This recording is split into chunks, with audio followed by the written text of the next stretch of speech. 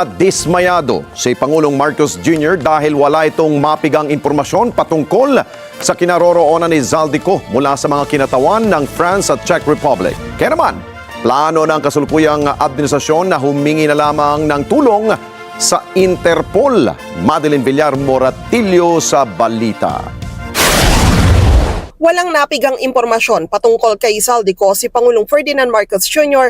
sa naging pagkikipagpulong nito sa mga kinatawan ng France at Czech Republic kahapon.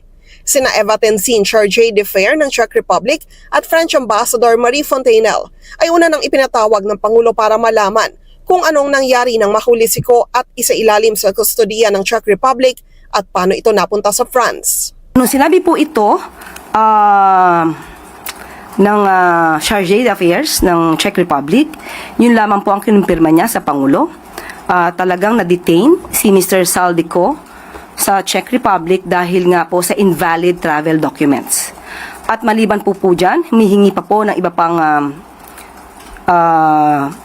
pahayag or information ang ating Pangulo sa Czech Republic. Pero hindi na po napagbigyan ang Pangulo dahil sa may sinusunod ang Czech Republic na international law, European and national laws. Sabi ni Palace Press Officer Claire Castro, alam naman ng France na pugante sa batas si Ko. Tinanong kasi ng Pangulo kay French Ambassador kung bakit ni-request ng bansang France yung pag-release ni Zaldico from Czech Republic.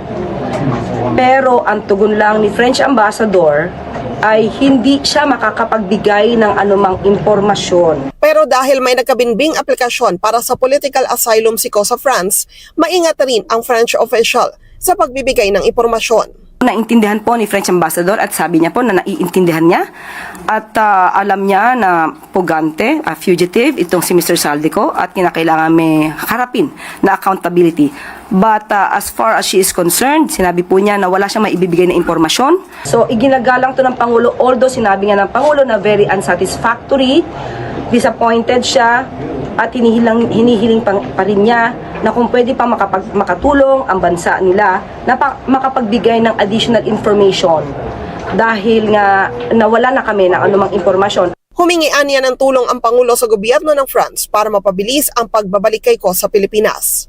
Sabi naman ng Pangulo kung ano lang ang dapat na gawin at ano pa yung dapat din gawin ng bansang Pilipinas para mapabilis ang pagbabalik ni Mr. Zaldico dito sa ating bansa para kung dapat siya may managot, dapat siyang managot dahil sa may mga kaso siyang kinakaharap.